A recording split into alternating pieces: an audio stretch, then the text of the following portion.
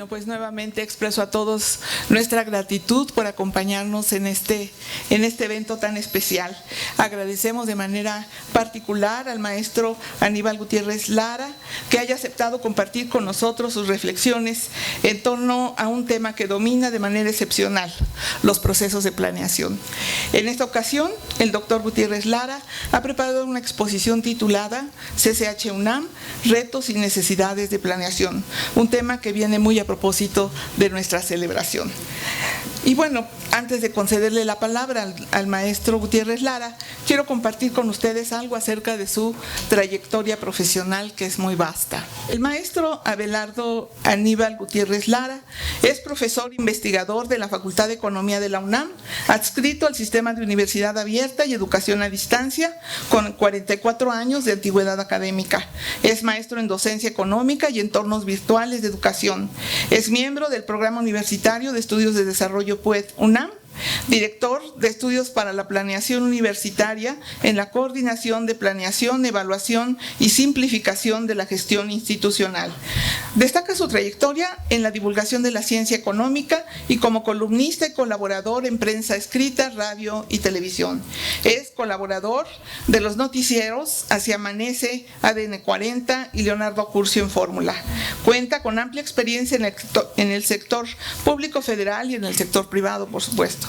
Ha sido asesor de la Comisión de Presupuesto y Cuenta Pública de la Cámara de Diputados y de las Secretarías de Finanzas de varios estados, así como representante del Grupo de Secretarios de Finanzas en la Conferencia Nacional de Gobernadores.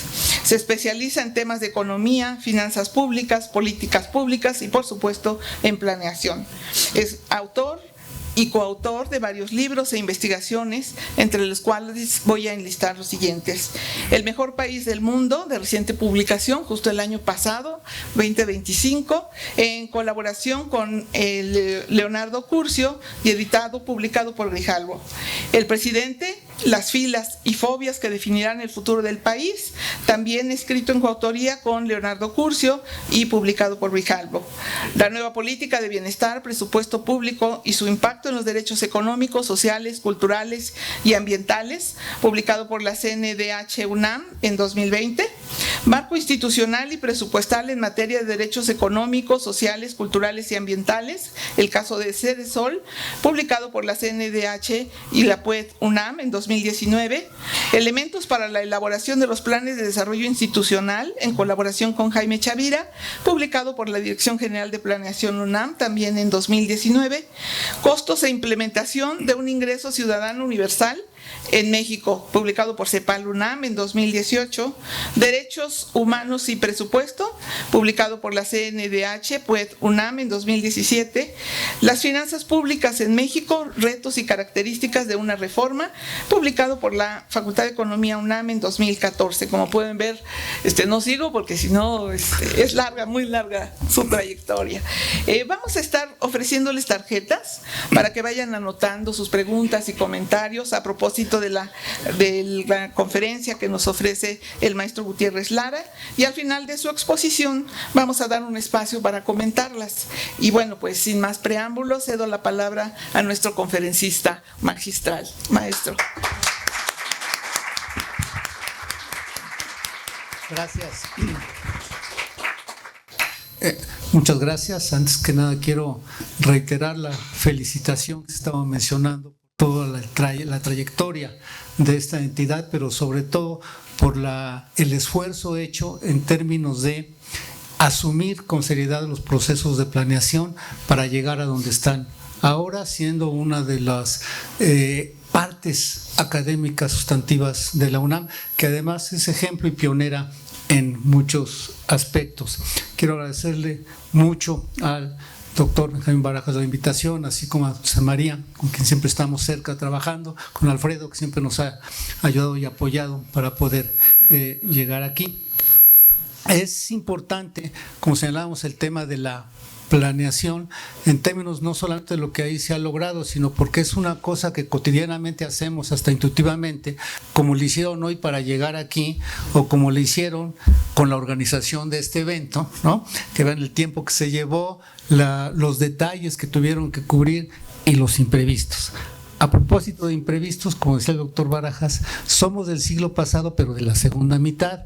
Entonces me agarró un virus en diciembre y todavía traigo secuelas de tos. Si me da un ataque, por aquí debe de estar el maestro Laureano Torres para que me apoye si no puedo hablar mucho, que es egresado del CCH Oriente, además. Ahí tengo varios colaboradores, los mejores han venido ahí del CCH, cercanos, también buenos amigos. Mi mejor amigo de toda la vida académica, Fernando Calzada Falcón, es egresado del CCH Sur, que como en algún momento traía en la presentación, precisamente la premura y la manera como surge el CCH que llevó a enfrentar esa decisión con organización y planeación para que, como se va a ver, y recordando lo que mencionaban hace un año en términos de las primeras instalaciones, en mi generación, los que en 72 entramos al bachillerato, pues varios amigos que vivíamos por el sur, pues ya saben, lo que se sabía era prepa 6, prepa 5, yo pedí prepa 1 para no estar cerca de mi familia, entonces poderme portar mal, ir al billar y todo eso. Y otros amigos también, bueno, vimos que había opciones del CCH, no lo teníamos ahí claro de qué se trataba, pero cuando inició el semestre, para el CCH, para nosotros el año escolar en prepa, pues resulta que la primera semana, al ver a mis amigos que habían sido destinados al CCH Sur, ¿y qué tal está? Dice, hay puras piedras, no hay nada. No había nada, ¿no? Esa primera generación del CCH Sur en 75 llegaron y apenas estaba en obra, ¿sí? Y de ahí tuvieron que meter el acelerador y poder recibir a todos estos amigos con los que hoy sigo colaborando, ¿no? Bien, si me apoyan con la presentación, sí, gracias. Bueno, en la UNAM trae una trayectoria de planeación. Antes, en su momento, se mencionaba como planificación, ¿sí? Pero siempre hubo esa necesidad de organizar lo que vamos a hacer en un esquema tan amplio como es la Universidad Nacional Autónoma de México. Hay instrumentos definidos claramente y ya se mencionaban que buena parte de estos, ustedes en corto lo están haciendo.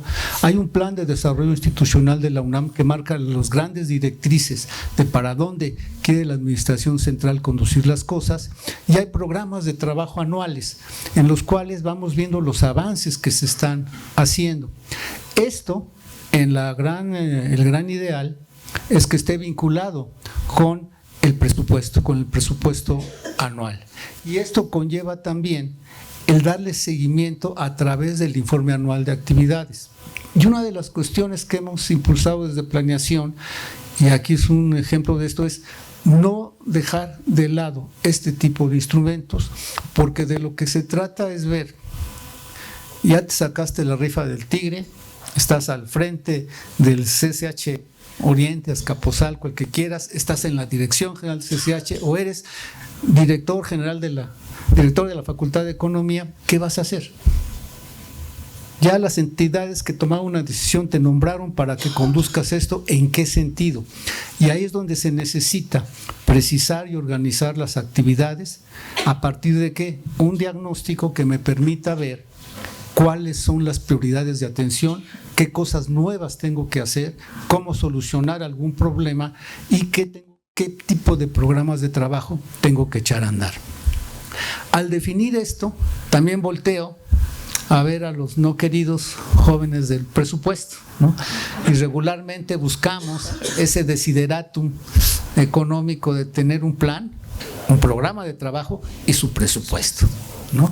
Y esto es en todos los niveles, no siempre están empatados, sobre todo en organizaciones tan grandes donde hay un peso importante de la inercia, pero solo a través de la planeación la podemos identificar e impulsar que esto se cambie. Hubo algunos avances hace no muchos años en términos de incluso buscar indicadores afines a la planeación y afines al presupuesto para poder ir alineando aún más este tema, pero es algo que no se ha acabado y se seguirá insistiendo en esto. Entonces, una vez que sabemos qué es lo que tenemos que hacer, por dónde le vamos a hacer, pues lo que se ha pedido es que se dé seguimiento. ¿De qué manera? Pues los titulares que encabezan entidades académicas podrían hacer ya su informe de actividades, pero no como regularmente se hacía, que es lo que hemos insistido, ¿no? Publicaban un montón de actividades, una descripción enorme y eran unos ladrillos así, que lo usábamos para acomodar la pantalla de las computadoras, que subir, ¿no? Todo eso, pero no serían para más. Ahora lo que se les pide es, si hay un proceso ordenado de planeación, tienes unos objetivos, tienes prioridades y unos programas de trabajo. Informa sobre los avances de tu programa de trabajo. Tu informe tiene que ir en paralelo a lo que te comprometiste. Ya sé que tuviste mucho trabajo, pero no me vas a informar que de tal fecha a tal fecha hiciste inscripciones, porque ese es ya el día a día, ¿no? Y entonces la idea es poder destacar los programas que tienen, los programas que ha diseñado cada titular en su ámbito de acción, y poder impulsarlo y poder identificar año con año si camina o no camina. Pueden hacer muchos programas y algunos no van a prosperar. En un ejercicio de planeación no es que estén fracasando, se dieron cuenta a tiempo que eso no va por ahí, mejor lo cancelo y destino mis recursos a otro que sí esté caminando. Entonces, el ejercicio de planeación tampoco es una camisa de fuerza, sino es algo que nos va a ayudar precisamente a enderezar las cosas y a llevarlas a buen fin. Decía hace muchos años una amiga cuando hablábamos de planeación, tenemos a las mariposas monarca aquí volando en el estómago de toda la presión y demás, y que ya tenemos que rendir cuentas. La idea es hacerlas volar en formación, ir encaminados hacia un propósito directo y preguntarnos, si bien el día a día nos absorbe, en ese día a día, ¿qué hicimos para que avancen mis programas? Eso es lo que realmente busca la planeación. En la UNAM esto se está haciendo. Obviamente siempre va a haber resistencias, no vamos a cumplir al 100%, pero la idea es no perder los propósitos y los objetivos centrales. La que sigue, por favor. Y entonces, en este ejercicio de planeación, nosotros, incluso en el reglamento de planeación está, partimos de un diagnóstico el cual contempla cuál es mi problemática aquí local, pero cuál es el contexto también que tengo. A partir de eso defino mis objetivos y ya sabemos que si como les ha pasado, le piden a las áreas y les llega una carta a Santa Claus así enorme, ¿no? Bueno, discriminemos, busquemos cuáles son las prioridades, ¿no? Y hagamos la siguiente pregunta. Sabemos que esto tenemos que hacer, pero de todas estas, ¿qué pasa si no lo hago? ¿Qué pasa si lo pospongo? Es como decir, hay una filtración de humedad en la biblioteca, ¿lo atiendo ahorita o ya después voy pateando el bote para adelante? Igualmente, se hace un seguimiento de esto. Si no se atiende, pues al rato ya se echa a perder toda la papelería, ¿no? Todos nuestros incunables ya fallecieron. Entonces, ¿cuándo informo? ¿Cuándo reporto que hay ese problema? El ejercicio de planeación ayuda a todos los colaboradores también a informar si se está acercando al cumplimiento de las metas, si hay algún problema adicional, algún imprevisto y cómo atenderlo. Hay que informar siempre dentro del marco de estos objetivos y prioridades. Y regularmente con los objetivos planteamos algo que siempre nos cuesta mucho trabajo, metas. La meta es el numerito. El objetivo es reducir la deserción escolar. Pues sí, está todo. Ahora, dame un número. ¿Cuál tienes ahora y a cuál quieres llegar? También hay que ser ahí, como decía un amigo, discretos y minimalistas, dice Chavira, ¿no? Porque si ponen una cifra muy alta y si no la alcanzan, entonces otros lo dicen, ponla muy bajita, en fin, ponle 100, en fin, que ya sabemos que vamos a llegar a 150 y nos ponen estrellita. Bueno, eso ya lo definen ustedes en ese día a día dentro de esa problemática. Y a partir de esas definiciones, ¿cómo le voy a hacer? ¿Qué estrategia académica? ¿Qué política académica voy a seguir? ¿Y dónde voy a poner el énfasis? En mejorar los resultados en matemáticas, idiomas, en deportes. ¿En dónde? Voy viendo en función de las necesidades cuáles prioridades tenía y dónde voy a desarrollar una política académica orientada a cierto fin. Y voy a necesitar indicadores, como les decía, que me estén diciendo cómo voy y que me estén reportando si se va a lograr o no, si vamos a tiempo o no vamos a tiempo. ¿Qué prefieren los titulares? Que les avisen cuando ya terminó el semestre que va a reprobar el 80% de la población inglés, o que les avisen antes para poder meter cursos remediales, etcétera. O sea, la oportunidad también es algo que no podemos dejar pasar. Si tenemos indicadores, poder ver si se están moviendo esos numeritos o no. o qué tenemos que hacer. Igual y nos equivocamos. Y entonces tenemos que plantear otro indicador, pero el chiste es saberlo, no dejarlo ahí nada más. Esto es un día a día, un ejercicio de aprendizaje todos los días para ver si vamos bien. O, como decían los polivoces cuando los preguntaron, ¿y saben leer? Pues, mal, pero despacio. Entonces, ahí vamos, ¿no? Entonces, hay que saber para poder reaccionar a tiempo y atender imprevistos, como exitosamente aquí hicieron con la pandemia, ¿no? Hubo elementos que llevaron a reorganizar y replantear objetivos y se logró con todo el esfuerzo que se hizo en materia de planeación. Y esto lleva también a ir cada año haciendo una evaluación de qué pasó, ¿no? ¿Avanzamos o no avanzamos? Tenemos que revisar muy bien si esto va a continuar así o lo podemos cambiar. Y igual ha pasado con los planes de los rectores, que de repente una reunión dice, esto no camina, bueno, esto está muy mal, no es tanto para cortar cabezas, a veces sí, pero vamos a cancelar estos 3 programas y mejor nos concentramos en esto, se vale. Pero hay que hacer ese seguimiento y esa evaluación, y sobre todo, cada uno en sus áreas, el jefe del departamento de informática o el director general de CCH, la dirección de prepas, tienen que estar siendo informados y dándole seguimiento a las cosas. Como decían unos amigos, orden dada, no supervisada, vale pa' pura. Entonces, hay que estar supervisando en todo momento, ¿ok?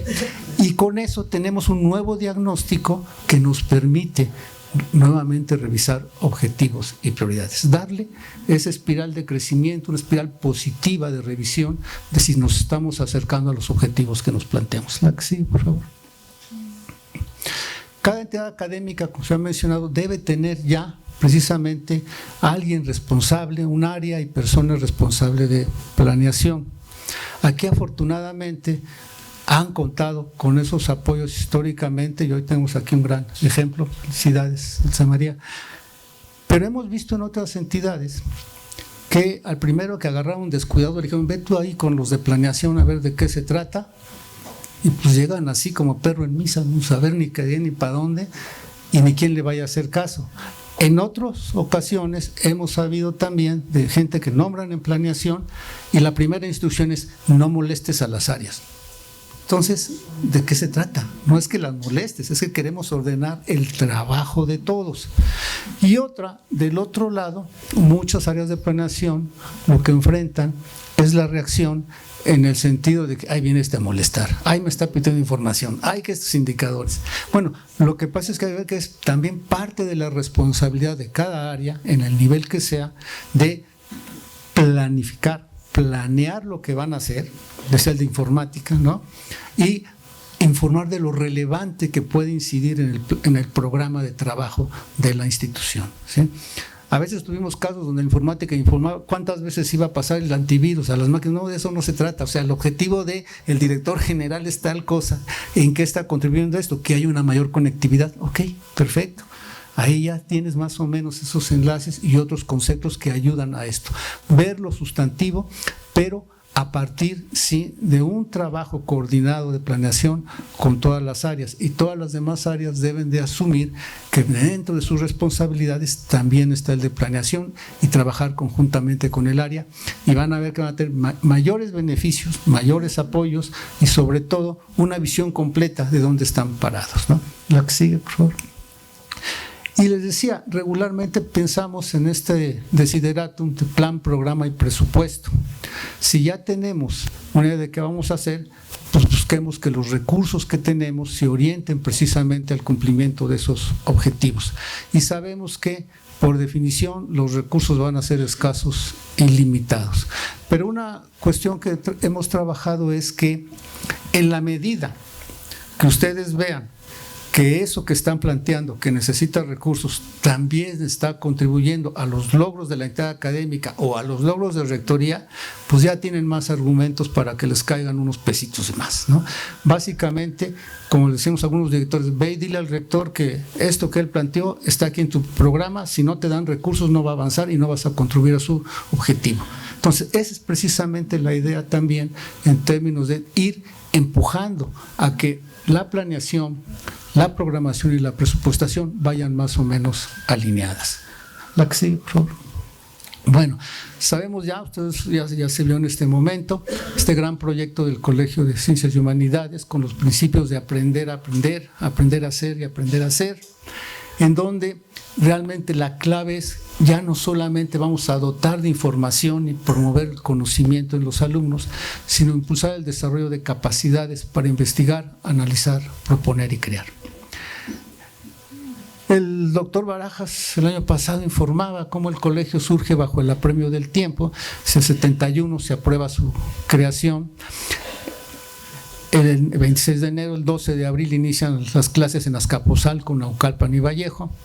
En 2 meses y medio se construyen los edificios y se contrata personal docente y administrativo para los primeros 15,000 estudiantes. La que sigue, por favor.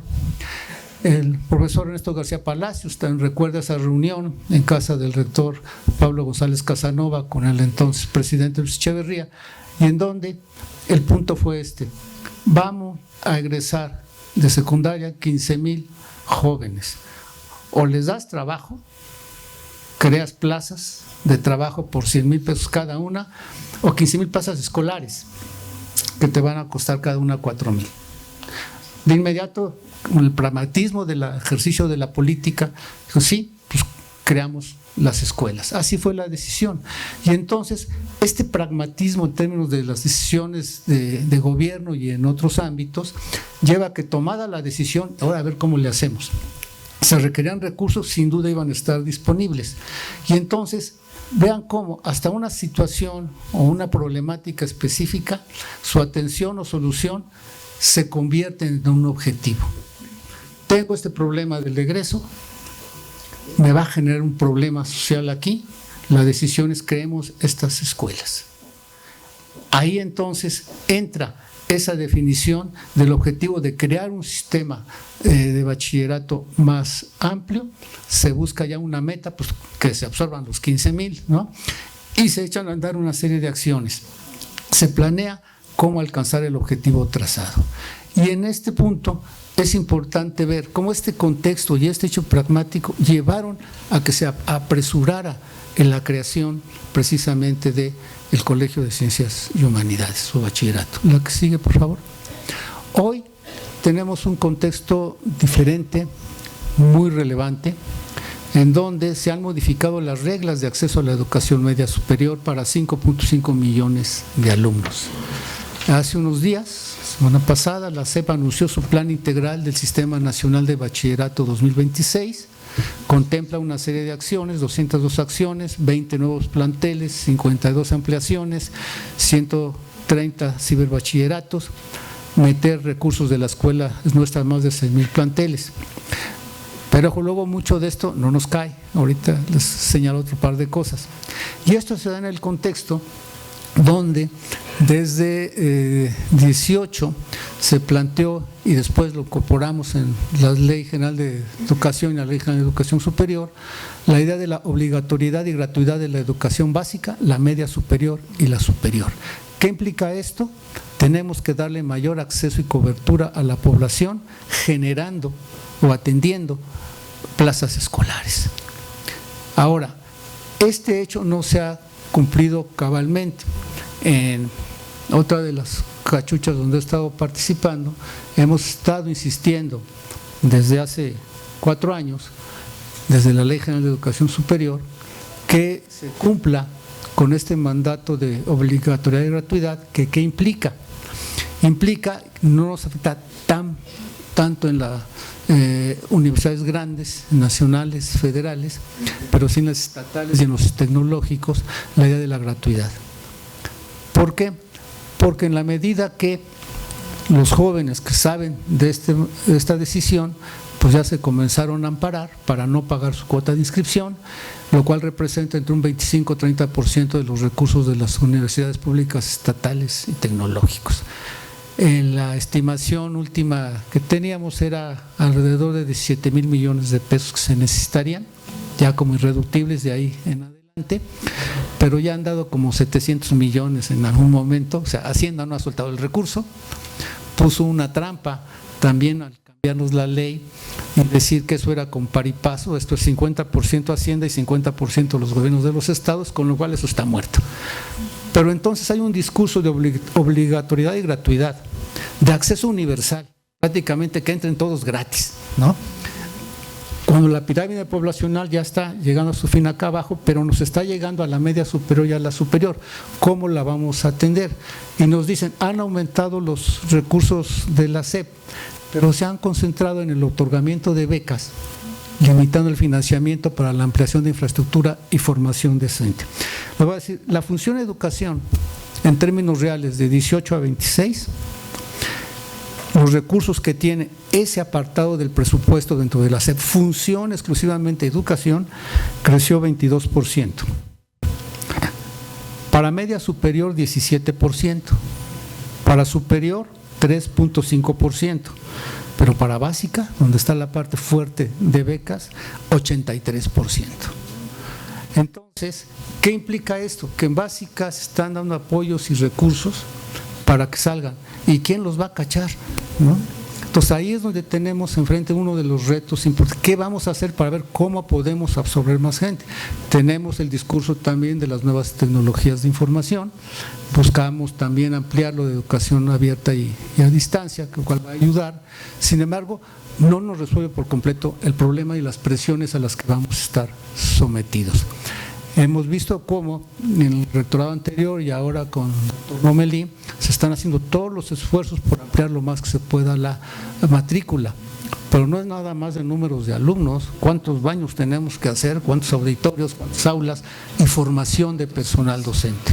Una de las cosas que también está castigada en las partidas de SEP es la formación docente, y entonces pues, tenemos que ver cómo podemos solventar esto. Lo que sigue, por favor.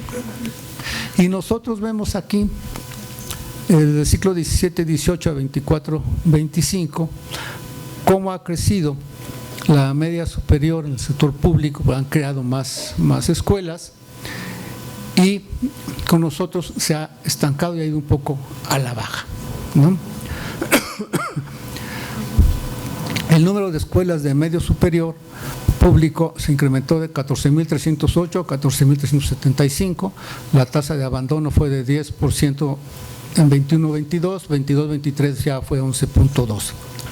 En la UNAM no se incrementó el número de escuelas de media superior, la variación en la matrícula se estancó, apenas se reduce, menos 0.5%. Y aquí hay otro punto importante, porque mucha de la presión también que se está dando de pasar de la primaria a la secundaria, ¿cuál es? Pues uno muy simple, hay beca, ¿no? Y además la voy a cobrar aunque no vaya, nomás me inscribo, punto. Ese es otro problema que tenemos que enfrentar. Y además se ha traducido en que también hay una gran deserción en términos de la eficiencia terminal que hoy tenemos en media superior y para entrar a superior ha aumentado. ¿Por qué? Porque no son el mismo número de becas, ¿no? Y una pelea que hemos estado dando es precisamente que van a entrar aquellos que cumplan con nuestro reglamento académico, ¿no? No gratis. Y esa es una cuestión que hemos estado sosteniendo. En algunos casos, nuestras escuelas nacionales que están en las entidades federativas enfrentan esa situación donde tienen esa demanda, llegan jóvenes ya sea para estar inscritos, aunque sea por la beca, pero también la heterogeneidad estructural del país, las desigualdades tan lacerantes que tenemos, llegan los jóvenes sin los instrumentos suficientes para poder atender un primer año o un primer semestre de superior. ¿Qué es lo que ha pasado? Pues que desertan, no acaban, ¿no? Entonces, esa es una problemática que también hemos estado viendo aquí. Y como decía alguna vez una directora de prepa, o sea, en sus discusiones con algunas escuelas, no estamos formando ni licenciaditos, ni dentistas, ni odontólogos, estamos formando bachilleres. Ustedes encárguense ya de lo demás. Es una propuesta que afecta a las ENES, por ejemplo, sería no den un curso de regularización.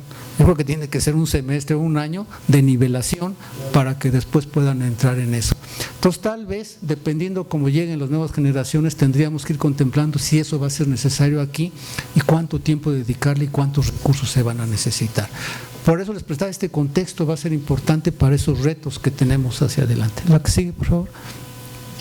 La matrícula más o menos la tenemos, está la reducción que se veía desde el 17 al ejercicio 24-25. Vean que básicamente unos más o menos se mantiene con alguna pérdida la matrícula en CCH, y es importante ver aquí que tenemos estos casi 57,000 alumnos en el CCH, ¿no? En este colegio, ¿sí? Somos mayoría. Ahora fíjense, por plantel, ¿cuántos hemos llegado a tener? 11,000, 12,000, más o menos por ahí, ¿sí? ¿Y cuál fue lo que detonó el surgimiento del CCH? Una presión que se esperaba de 15,000 alumnos, ¿sí? Y hoy vean cuánto se ha crecido, ¿sí? Hoy, en unos años, cada plantel va a tener esos 15,000 alumnos, ¿sí? Entonces vean cómo esa presión demográfica va a ser importante para ver cómo logramos que esto ya no se caiga y además mantener precisamente esto que les decimos de calidad y oportunidad en los programas de estudio. Y aquí hago un paréntesis en términos también de otro contexto que nos afecta a todos en todos los niveles. Decíamos aprender a hacer, generar capacidades y demás. Pero todo parte de aquel principio de tener información y saberla conectar, la sinapsis, el pensamiento abstracto. ¿Cómo están hoy creciendo las nuevas generaciones? No nada más en términos de la calidad de los contenidos que hoy hay en básica y que vienen hacia acá. ¿En qué mundo viven? ¿Qué es lo que estamos haciendo con ellos? ¿No? Estamos en la pantalla. ¿Y se ha reducido qué? La capacidad de lectura y la capacidad de comprensión, ¿no? Y los compañeros maestros están aquí y sin duda además en esas edades, ¿sí? Que vuela una mosca y ya estamos papaloteando para otra cosa, ¿no? O estamos con la novia, el novio y cortándome las venas, en esa edad es muy vulnerable. Están dando la clase explicando un simple quebrado y pues los otros están papaloteando o están con esto. Las tecnologías de información nos han ayudado sí a comunicar y nuevas metodologías de educación, pero internamente si no hay una cercanía con los jóvenes, los niños que están en esto, se van a perder ¿en qué? En el entretenimiento. Básicamente, están ahí, ahora sí que perdiendo el tiempo, ¿no? Ya ni siquiera como uno cuando está así papando moscas, pero estaba pensando, ¿no? Hoy no, hoy estamos viendo imágenes y muy de corto plazo. Entonces el desarrollo de la lectura, del pensamiento, la conexión de ideas, ¿dónde va a quedar? Y tenemos que luchar contra eso si queremos que realmente aprendan. Entonces ese va a ser nuestro reto cultural, no solamente de nosotros, sino en general y para el mundo, de cómo fomentar precisamente la recuperación del análisis y el pensamiento y demás. Tenemos que hacerlo atractivo, sí. ¿Podemos aprovechar estas tecnologías? Sí, pero tenemos que ver cómo los involucramos y se los hacemos atractivo a todo este contingente de jóvenes. De lo contrario, seguiremos hablando en el desierto sin que ellos puedan captar realmente las cosas que se requieren. Y es un tema de discusión importante, cultural. De hecho, hay una propuesta de que la UNAM haga un gran foro en términos de educación, cultura y demás, qué es lo que significa el aprender a leer y comprender. Tipo Irene Vallejo, que nos ilustra mucho con estas lecturas, poder ver exactamente qué podemos aportar nosotros desde aquí para superar ese otro contexto cultural que nos va a estar afectando, ¿no? La que sigue, por favor. Y bueno, recientemente, ya están por ahí los resultados, la SEP registró para 25 272,726 aspirantes a educación media superior. Con el nuevo esquema, 111,000 acceso directo, mándame a donde quieras. Pero 37,000, el 13-14%, optaron por el Poli y la UNAM con examen. Pero otros, más vivos, dijeron, bueno, pues sí, yo opto por las dos modalidades, si no entro al Poli o la UNAM, mándeme a donde quiera, ¿no? Entonces, básicamente ahí se concentró casi la mitad de los aspirantes, ¿no? Entonces el Poli y la UNAM tenía una demanda asegurada más o menos de 37,000 alumnos y una potencial de 124,000, o sea, 161,000 alumnos queriendo entrar aquí a la UNAM, ¿sí? Como dato comparativo, ya vimos nuestra matrícula total era de 106,000 alumnos, incluyendo iniciación universitaria, ¿sí? Y pues la demanda pues, es mucho mayor. Entonces, esa presión cada vez va a ser mayor y nos van a estar insistiendo desde el Palacio Nacional, acéptenlos, y a ver dónde los sientan, ¿no? Pero no les voy a dar un peso más, ¿no? El ciclo escolar 24-25 del Polis contó con 73,000 alumnos, nosotros tenemos más. Entonces, en este contexto precisamente cuenta mucho para esta revisión de planes de estudio, buscar nuevas modalidades, opciones y ver qué podemos hacer y sobre todo cómo logramos ese sentido de pertenencia y de identificación de los alumnos con uno o dos profesores que prácticamente funcionen en esa tutoriada. Mi amigo que les decía, Calzada, fue 2 veces rector allá en Tabasco. Pues eran cosas chiquitas. ¿Qué hizo? Se puso en contacto con los padres de familia, ¿sí? Y tenían toda la agenda y de vez en cuando se les buscaba, se les comunicaba y eso ayudó a que hubiera una mayor identificación y cercanía precisamente y sobre todo en esas edades con los jóvenes y ayudó a que terminara siendo padrino de 15 años, padrino de boda, padrino no sé qué tanto, pero hubo ya, pues pueblo chico, ¿no? Entonces hubo esa cercanía, pero esa idea de la tutoriada no debíamos de dejarla fuera, sino pensar cómo la podemos usar para apoyar y poder tener precisamente a los jóvenes aprendiendo a aprender y aprendiendo a hacer. La que sigue, por favor. Ahora, en las publicaciones que tenemos, el perfil, por ejemplo, de nuestra comunidad en CCH, la que sigue, por favor, encontramos que básicamente nos siguen llegando con una edad promedio de 15 años, casi mitad y mitad. El 51% estudiado en la Ciudad de México, 44% en el Estado de México, de ahí vienen. El 83% viene de escuelas públicas, tanto en la de la Ciudad de México del Estado, y para llegar a su plantel, pues 33%, una tercera parte usa transporte colectivo. Unos cuantos lo hacen caminando, que esté cerca la escuela sigue siendo importante y obviamente por cómo llegan, transporte colectivo o caminando, pues también como me han contado varios directivos de media superior, con todos los riesgos que hoy esto implica, ¿no? Si llevan su computadora, igual llegan sin computadora, ¿no? Okay. Respecto al tiempo de traslado, pues hay 30 minutos en la mayoría porque están cerca, pero otros se llevan más, 60 minutos o una cuarta parte, que no es menor, emplea más de 1 hora. Entonces, ¿cómo llega ya todo sacudido y zarandeado a clase, ¿no?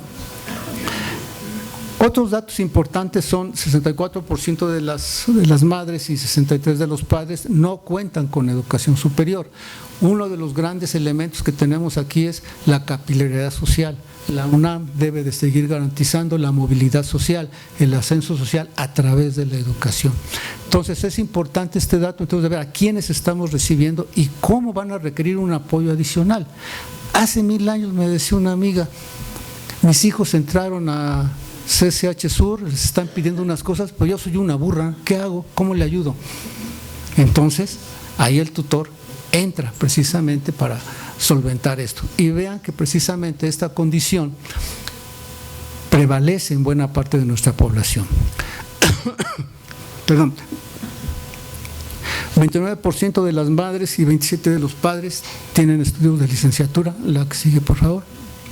6% de madres y casi 6% de los padres tienen estudios de posgrado y una mínima parte no tienen estudios, o sea, ni primaria. Ahora, la mayoría de las madres de los asignados trabajan como empleadas, vendedoras, una quinta parte no trabaja. Con los padres también son empleados, vendedores y unos cuantos no trabajan. Regularmente poco más de la mitad tiene acceso a alguna institución de servicios de salud. 4.5% de las madres y 3% de los padres son atendidos por bienestar. Entonces nos habla precisamente que vienen desde el Seguro Popular, ¿no? Por ejemplo, nos hablan del nivel precisamente de vida de las familias. El 91% de los asignados proviene entonces de familias con un ingreso menor a 4 salarios mínimos, ¿no? Entonces, no somos, como decía ya saben quién, que una escuela de ricos. No, la mayor parte de nuestra población tiene carencias, son vulnerables y demás. Si se ha logrado subsanar en algo la carencia por ingreso, pues en muchas cuestiones de educación, salud, transporte, no tienen, infraestructura urbana, no tienen una calidad de vida buena, ¿no? Y por ejemplo, una de las preguntas que normalmente se hace cuando se habla de estas condiciones de bienestar es la alimentación. Y una alimentación digna que implica alimentación sana, ¿no? Pues casi el 15% declaró que en los últimos 3 meses ellos o algún miembro de su familia ha tenido una alimentación poco variada. 11% percibió que comió menos de lo que debería y 6% no hizo en algún momento una de las 3 comidas, ¿no? Eso cuando se habla precisamente de las características de la alimentación, es una de las características de la pobreza, los indicadores de pobreza con los que se trabaja, y entonces vemos que, pues sí, puede haber, como ha sucedido aquí ya en este campus, esas demandas de que queremos alimentación digna. Está bien, y es un derecho, está bien, perfecto, pero la UNAM no es la responsable, es otra ventanilla, ¿no?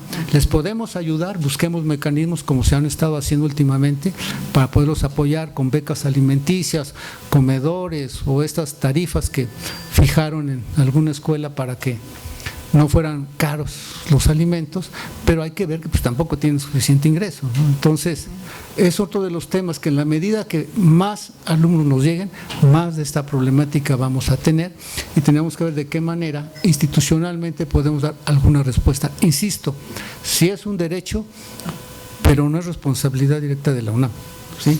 Hay un gobierno local, hay un gobierno federal que son quienes tienen que ser los garantes del cumplimiento del derecho a la alimentación, ¿no? Pero claro que podemos contribuir, pero hay que ver si tenemos recursos y las capacidades para hacerlo. La que sigue, por favor. Ahora, otro elemento que compartimos con los directores es cómo ven los estudiantes del CCH su plantel, los servicios educativos que están recibiendo. La siguiente, por favor. Estos son los cuestionarios que se hacen en términos de satisfacción. Es esta idea que se mide de 1 a 4, ¿no? Gran insatisfacción, los menores rangos 1, 2, 3 y 4, las de satisfacción media, satisfacción alta, ¿no? ¿Cómo te sientes? ¿Cómo vives tu permanencia en el CCH? La que sigue, por favor.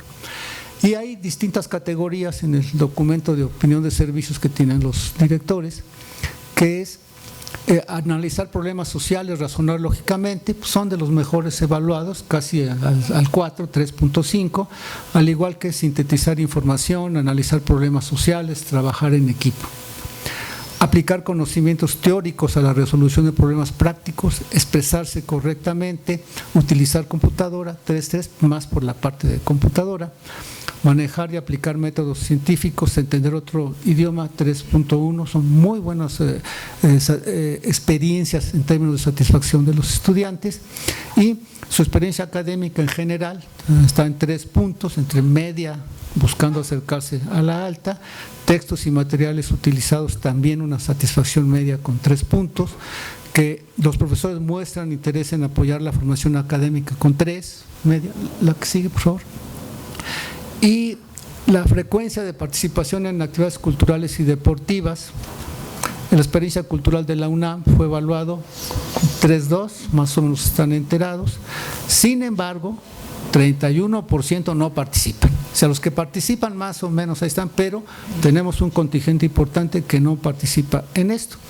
La experiencia deportiva recibe una calificación de 3.1, pero también sabemos las limitaciones de nuestras instalaciones para ello. Como me decía el encargado de deportes, sí, precisamente en un CCH, tengo 3 balones ponchados y no tengo área donde, no tengo modo de reponer los balones, ¿no? Entonces así hay esas características. Creo que es una parte donde también teníamos que buscar apoyos y ver cómo metemos pedir a futbolito Bimbo, a ver qué, para que puedan tener apoyos e insumos para la práctica del deporte, ¿no? También 31% no hace deporte, así lo declara. Entonces ni tiene actividades culturales ni hace deporte, cuando lo que queremos es fomentar una educación, una formación integral. Si reciben asesoría de sus profesores, 2.7, aquí ya comienza a salir medio bajo esto, hay interés, pero en el aula, pero en corto, hay que ver cómo fomentamos que puedan adoptar algunos de ellos. La evaluación de aspectos relacionados con el equipo e instalaciones, pues el conocimiento del personal de la biblioteca para satisfacer sus demandas y los trámites escolares están con 3, equipo de cómputo, pues ahí sí ya comienza a tristear la cosa, horarios de biblioteca, la disposición del personal, pueden saber, pero eso de que llegues a su hora de descanso no te van a hacer caso. Entonces, esa parte de la disposición y la calidez para atenderlo también pesa mucho, pero bueno, ahí ya sabemos que tenemos enfrente al sindicato luego y pues… Los horarios de servicios escolares fueron calificados con 2.8, entonces también ahí podríamos hacer algo. Y en esta parte, por ejemplo, hay una cuestión interesante que nos salía con gente de posgrado, que alguna titular de un área decía, es que a mí no me toca eso de servicios escolares. ¿A quién le toca? Me toca a DEGAE, pero son tus alumnos. Ve y dile a DEGAE cómo está siendo evaluado el servicio. No te laves las manos y digas, a mí no me toca, ¿no? Entonces, esa es la parte que tienen que ver, por ejemplo, con las actividades deportivas, pues hablen con deportivas para ver cómo pueden jalarlos y llevárselos al menos 1 o 2 veces a la semana a correr allá al nuevo estadio de prácticas. Bueno, ya está viejito, ¿no? Pero lo han remozado bien. Pero ese tipo de decisiones son las que se pueden tomar. Y esta información está ahí disponible, ¿para qué? Para su planificación, para sus programas de trabajo anual y para afinar y identificar sus necesidades y puedan restablecer sus prioridades. La que sigue, por favor. Hay un tema aquí en términos de accesibilidad a la biblioteca, eso también lo trabajamos con la gente que ve todo lo de personas discapacitadas, se está trabajando para que de manera generalizada todos lo califiquen bien, los equipos de laboratorio han estado bien, transporte de pasaje universitario exclusivo, 3, y ahí vemos los camiones de vez en cuando, Defensoría de los Derechos Universitarios, 2.9, y fíjense que ahora que es una situación muy delicada, todo este tema del acoso y demás, resulta que no nada más el plantel, sino en general la comunidad estudiantil sabe que hay un reglamento, que hay una defensoría especializada para estos casos de abuso y acoso. Afortunadamente, poquitos lo han tenido que usar, pero cuando se usa es muy tardado. Y eso lo estoy viendo con un caso en prepa, ¿no? Entonces tenemos que ver ahí cómo se agiliza eso. Y muchos saben que existe, pero no saben dónde informarse ni nada. Entonces es otra cosa también de promover esta información, de que hay instancias en donde se pueden defender nuestras alumnas y alumnos de cualquier situación de este tipo, ¿no? Entonces es muy importante también ver que se difunda. Luego, las calificaciones más bajas, pues, mobiliario de las aulas, limpieza en las áreas comunes, cantidad de sanitarios, limpieza en las aulas, estado del mobiliario y por último, limpieza de los baños, siempre sale por el piso, ¿no? Siempre sale por el piso. Este dato alguna vez fue querido usar en una escuela por el sindicato para decir, pues contraten más gente para que esté ahí pendiente. Pues si te toca, ¿no? O sea, ¿no? Luego buscaron por dónde. Y el tema más delicado que ha permanecido, incluso desde antes de los lamentables incidentes que sabemos, respecto a la seguridad en el plantel, 2.6%, está calificado como bajo. No ven vigilancia en estacionamientos, en las instalaciones, y ya sabemos que en las afueras es complicado y muchos de ustedes han tenido que hacer acuerdos con autoridades locales para que haya ese corredor seguro, incluso transportes, en algún caso hasta las patrullas sacaban a los profesores y a los alumnos al metro, ¿no? Que estaba así de conflictiva la zona. Entonces un tema trasciende al CCH, trasciende a la UNAM, requiere acuerdos, pero hay que tenerlo muy claro y ver cómo podemos también reducir esa percepción de violencia e inseguridad alrededor y en nuestras instalaciones. La que sí. Ahora, hace rato también lo mencionaban al inicio. ¿Te sientes orgulloso o orgullosa de pertenecer al bachillerato? 97% sí. ¿Recomendarías tu escuela a un amigo que considere estudiar en tu mismo plantel? Sí, totalmente, o sí, pero con reservas, 92%. O sea, sí nos quieren, sí les gusta, entonces tenemos la oportunidad de tener alguna que otra zanahoria para que se involucren más y sobre todo rescatarlos del TikTok y ponerlos a pensar un poco más, ¿no? Esto sería la idea de los retos que tenemos hacia adelante como institución nacional, la UNAM en particular, el CCH, y pues sabemos que entendiendo este diagnóstico, entendiendo este contexto, el CCH va a volver a poner la muestra de por dónde caminar, ¿no? Muchas gracias y felicidades a todos.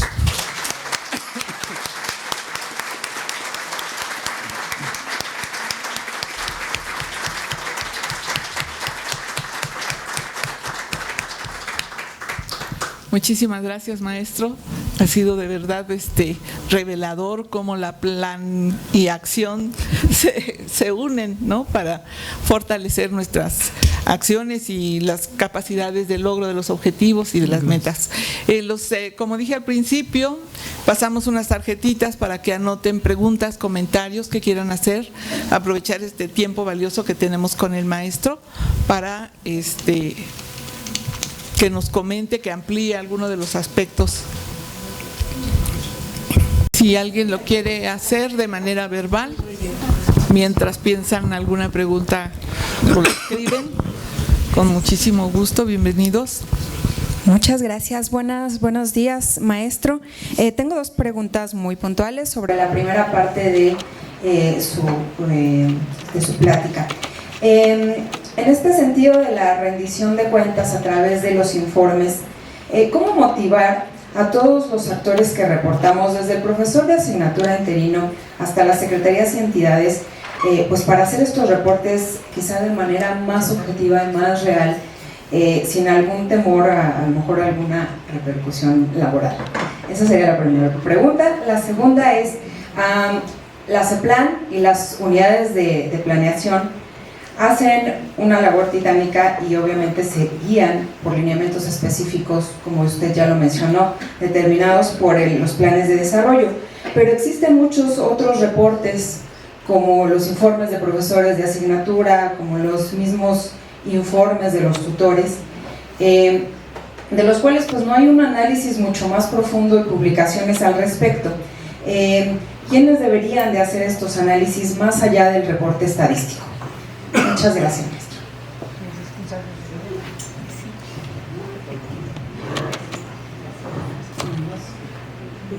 Bueno, con respecto a rendición de cuentas, es, digamos, uno de los puntos más sensibles en todo proceso de planeación. Hoy estamos obligados, incluso todos los entes públicos, a rendir cuentas, tanto a nivel vertical como horizontal. Rendir cuentas a nuestra comunidad y rendir cuentas frente a nuestros compromisos con las autoridades. Y esto implica sí un esfuerzo importante que no muchos quieren hacer, o que siempre está ese resquemor que lo van a usar de pretexto para descabezarme, ¿no? Pero lo que tenemos que hacer ver es que hay, en nuestro caso de profesores titulares y de asignatura, un programa de trabajo que nos están pidiendo. Infórmame si lo cumpliste o no. Tenemos que ver cómo lo simplificamos y les hacemos ver que eso de alguna manera va a contribuir para su expediente y para que tengan palomita en algún caso de promoción y demás, pero tendrían ellos que ver que no te estoy pidiendo que informes de más, simplemente estos son tus actividades, dime que las cumpliste, cómo las cumpliste, y eso sí cuesta mucho trabajo en términos de pedir esos reportes y demás. Sí habría que buscar más que en términos administrativos, en términos académicos, decir a qué te comprometiste y qué te hizo falta. Por ejemplo, ¿cómo te ayudo a que cumplas con tus objetivos? Creo que buscar por ahí este mecanismo que realmente sea un incentivo para que asignatura informe, los de carrera no andemos corriendo de última hora a ver qué inventamos para llenar ahí el informe, pero sino que sea una cuestión rutinaria, invitarlos a participar precisamente en discusiones académicas, por ejemplo, ya que se comprometen y que eso ayude a que vean que es importante su rendición de cuentas. Es una labor igualmente titánica, es un trabajo de hormiga, pero ahí con coordinadores de áreas académicas se puede ir impulsando precisamente esto. De lo contrario, pedírselos administrativamente va a ser un trámite más y ahí va a pasar. Hay que involucrarlos más esta rendición de cuentas con el rendimiento y el resultado académico. En términos de las unidades de planeación, cómo poder reforzar su trabajo en ese sentido, pues es precisamente eso. Primero, que nuestros pares, compañeros maestros y demás y funcionarios sepan que les estamos ayudando. De lo contrario, nunca van a asumir que informar, reportar y trabajar con planeación es parte de su responsabilidad desde un inicio, ¿no? Porque como les digo, si hay casos donde el mismo titular dijo no los molestes, pues así nunca se va a avanzar. Entonces creo que hay que generar ese sentido de que la planeación es responsabilidad de todos y participan todos, pero ustedes coordinan, ¿sí? Ustedes les ayudan precisamente esto. ¿Para qué? Nuevamente insisto, para dar mejores resultados. Simplemente es eso. La llave para dar mejores resultados es esta y no andar desperdiciando tiempo y recursos, ¿no? Por ahí podría ser precisamente esta idea de involucrar la rendición de cuentas, involucrar la entrega de informes en todos los niveles de la planta académica. Con los investigadores también, o sea, lo he vivido con los institutos donde obviamente cada uno de nosotros somos dioses y divas y no sé ni lo que hace el de al lado ni el otro. Hubo una experiencia en el Instituto de Ingeniería donde la manera de poderlos más o menos coordinar fue crear un gran área de 2 personas que ayudaba captando toda la información de todos, donde había convocatorias para que participaran investigadores, sistematizaba la información y se los daba a los investigadores. Y les decía, yo te ayudo a armar el expediente. Y ya con eso soltaron información y ya comenzaron a acercarse. Si nosotros tenemos un mecanismo similar con los de carrera, con los de asignatura, para ayudarles a que estén informados de cosas y demás que les ayuden a valorar mejor su presencia académica, puede funcionar para salir adelante, ¿no? Muchas gracias, maestro. Muchas gracias. ¿Hay alguna otra pregunta? Bueno, tengo aquí 2. Quería unirlas, pero creo que no es posible. La primera tiene que ver con cuáles son las ventajas y desventajas de la nueva modalidad del proceso de ingreso al bachillerato, ¿cómo lo ve usted? Y la segunda tiene que ver con si la UNAM está considerando el tema del narcomenudeo, y ponen aquí la aclaración de que en la Facultad de Filosofía se vende en el pasillo de manera abierta. Gracias. Empezando por esta última. Es un cáncer encapsulado que tenemos ahí desde hace muchos años. No se puede solucionar si no hay un apoyo directo, rotundo, contundente de la autoridad federal y la autoridad local. Las redes que hay en ese sentido es, si cerramos y actuamos ahí, se van a ir con ustedes a los campus externos a armar lío, ¿sí? Siempre se ha buscado, sí, combatirlo. De hecho, en el que antes era ese maravilloso Paseo Verde, que ahora está lleno de obras y de narcomenudeo, se han hecho campañas, se ha limpiado, también en las islas se ha logrado erradicar, pero siempre tenemos ese núcleo que por alguna razón, infiltrados y demás, no hemos podido atacar. Es un problema que va más allá de crimen, tiene que ver también con un contexto político, donde grupos de poder están vinculados con estos grupos de dinero del narco y entonces pues es más complicado. La UNAM solita no va a poder, se necesita ese apoyo, un trabajo de inteligencia mayor para desarmar estas redes y también la participación de la misma comunidad, incluso, decía yo, hasta de nuestros puesteros fijos y detectar dónde hay ese tipo de cosas para poderlas erradicar.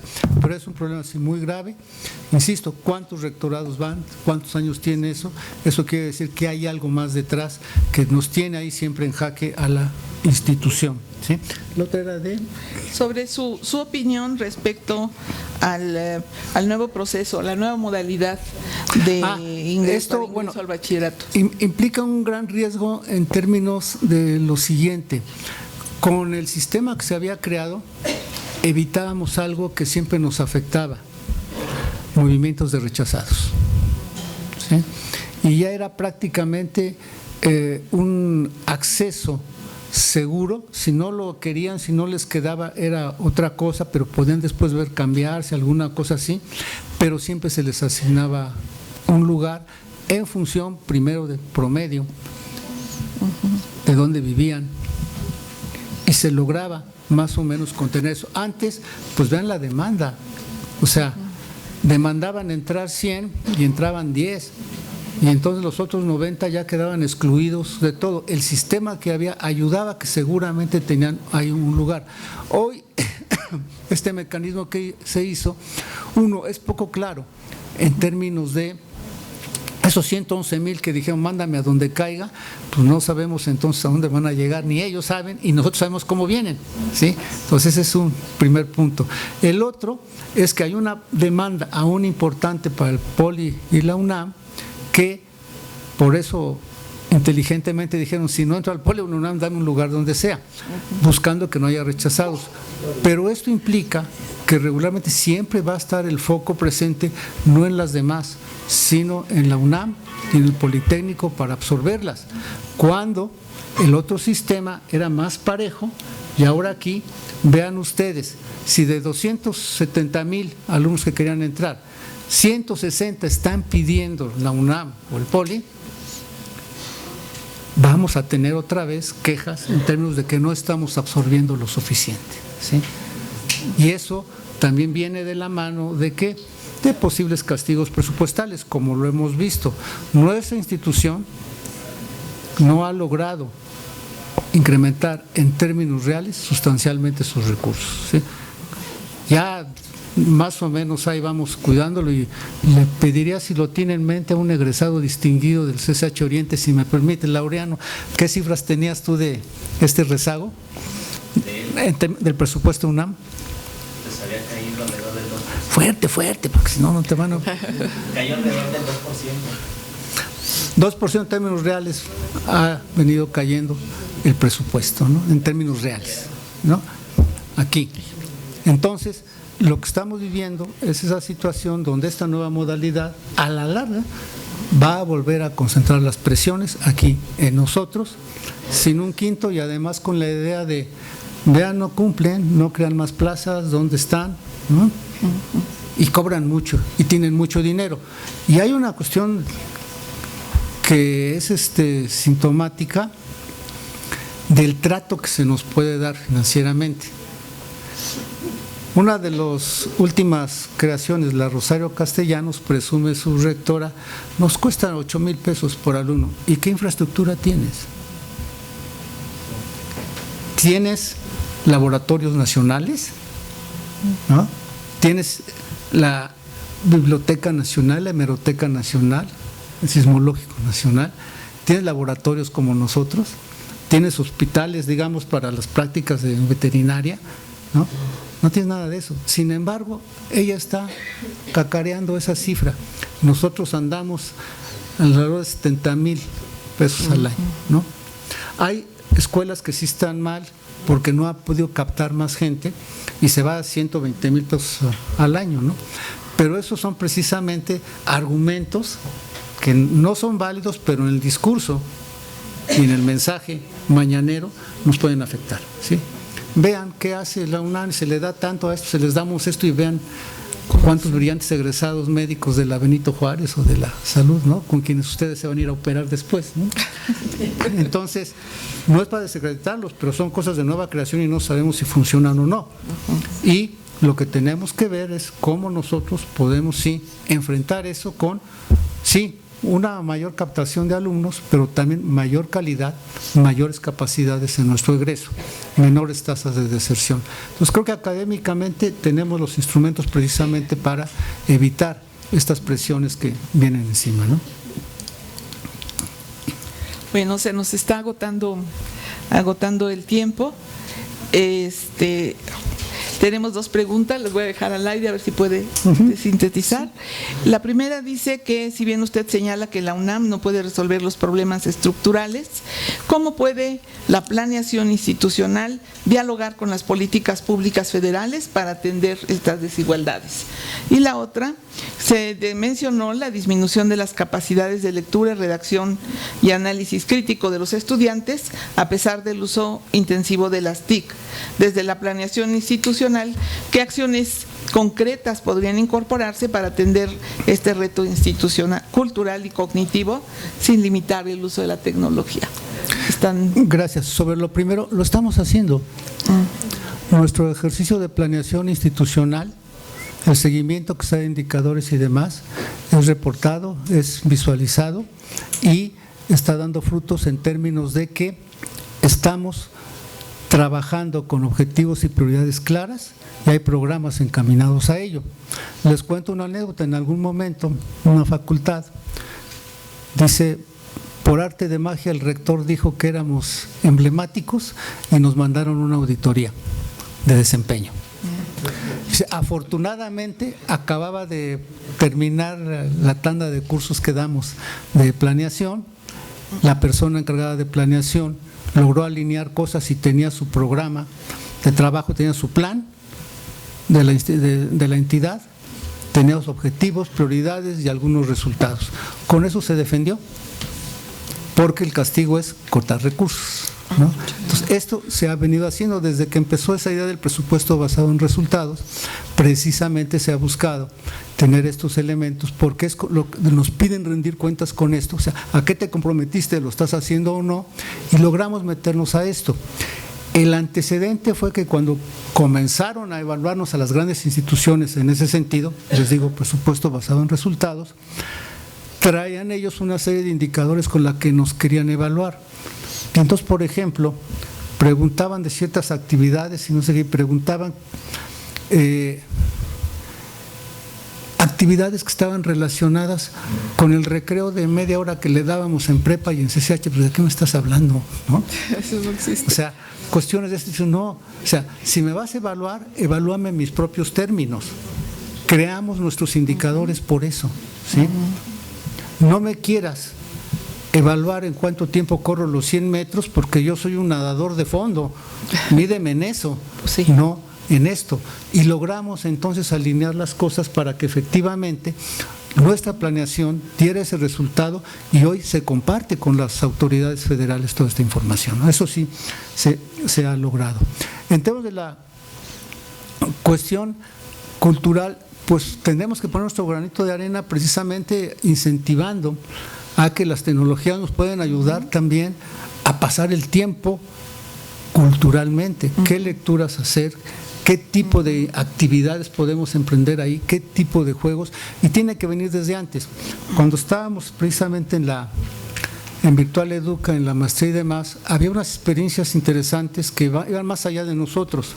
Iba grupos de maestras de primaria que todos los días estaban en contacto con el celular con cada uno de sus alumnos y les hacían preguntas y les ponían cosas y actividades. Los alumnos se acostumbraban ya desde entonces a tener una actividad diferente, formativa, pero además entretenida con esto. Creo que aquí precisamente en este rediseño de materiales podemos avanzar para poder tener, digamos, ese acercamiento más con el tipo de generación que nos está llegando, con sus intereses y que no lo vean nada más como para ver la Stranger Things o cualquier cosa así, sino que puedan ver actividades culturales y cosas que enriquezcan cuestiones de historia de a de veras y demás, ¿no? Entonces creo que ahí es el tema de el tipo de materiales educativos y los tiempos que les dediquemos, junto con, ahora sí que en la medida de lo posible, un marcaje personal a ellos, ¿no? Pues maestro Abelardo Aníbal Gutiérrez Lara, muchísimas gracias por esta interesante participación. Gracias.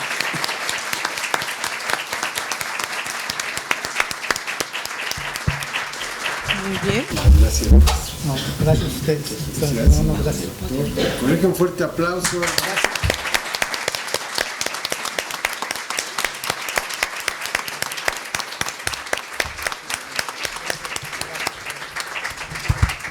Muchísimas gracias, maestro. Todavía no terminamos, nada más era darle su constancia y darle un pequeño presente para que metan la constancia también. Muchas gracias al maestro, al secretario general, Quechaba Quintanar, por apoyar. Le vamos a ceder ahora la palabra a la maestra Dulce Santillán. Nuevamente, con el gusto de dirigirme a todos los presentes y las presentes en esta ceremonia del 50 aniversario de la Secretaría de Planeación, quiero comentar algunas cosas. Cuando le preguntaron en una entrevista a la primera secretaria de Planeación del colegio, la maestra Carmen Crislip Ibarrola, que en paz descanse, ¿qué había aprendido al frente de la CEPLAN? Ella respondió, cito, la Secretaría de Planeación fue determinante, significó conocer más el colegio, interesarme y darle lo que necesitaba. A 50 años de distancia, al día de hoy, con este evento, podemos decir que continuamos trabajando en esa dirección, conociendo y aprendiendo en el colegio y para el colegio. La difusión del trabajo realizado por esta Secretaría en sus diversas manifestaciones que hemos traído desde hace 4 años, exposiciones, simposios, conferencias, congresos, además de escribir notas de divulgación, artículos y libros, como lo han visto, han ofrecido un panorama que nos permite seguir conociendo al colegio, cuestionarnos, replantear ideas e imaginar nuevas posibilidades para seguir creciendo y fortaleciéndonos como institución educativa que responde al contexto actual a nivel nacional e internacional, porque son consultadas nuestras publicaciones en todo el mundo. Nos llena de satisfacción y orgullo observar que este esfuerzo tiene respuesta favorable en nuestra comunidad docente y estudiantil, con líneas de trabajo con las cuales CEPLAN ha logrado posicionarse en la planeación estratégica y educativa, impulsar políticas educativas de transparencia y rendición de cuentas, enfocarse en el seguimiento y la evaluación de programas institucionales, renovarse en el contexto digital y social, proyectarse en el fortalecimiento de su identidad académica y de gestión institucional, optimizar los recursos humanos mediante el trabajo colaborativo en equipos y seminarios institucionales, formar y fortalecer grupos de trabajo multidisciplinarios.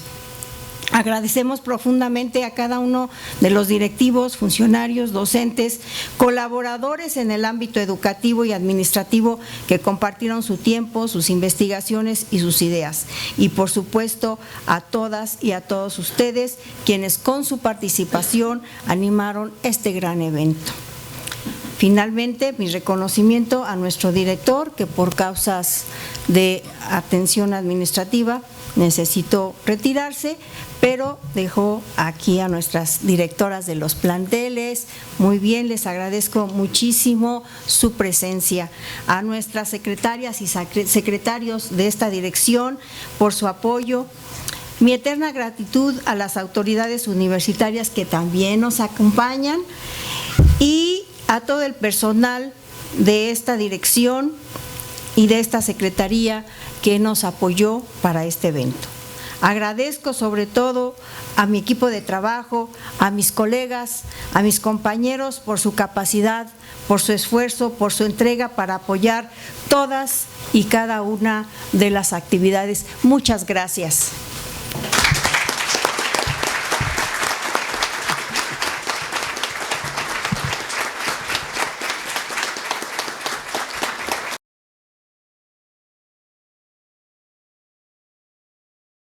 Oigan, antes de empezar, un fuerte aplauso a las señoras directoras, por favor.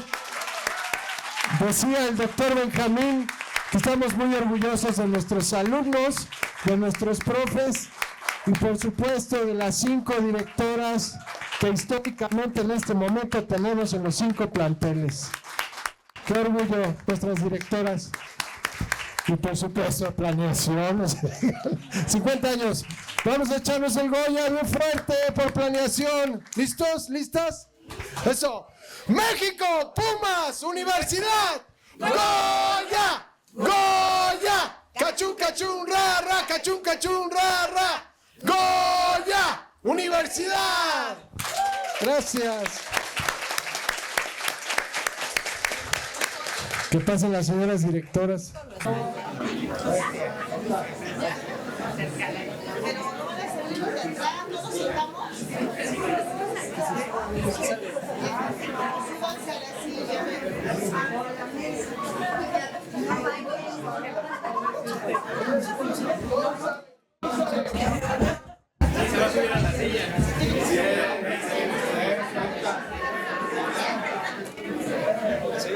Por favor, viendo a esta cámara, a foto en 3, 2, 1. Saluden, por favor.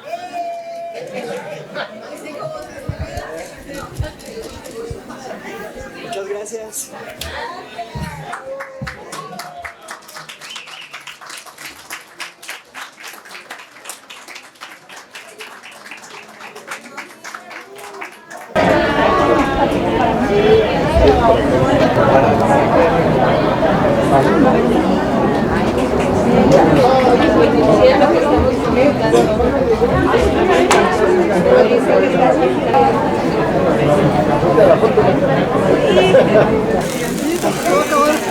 Vamos por acá.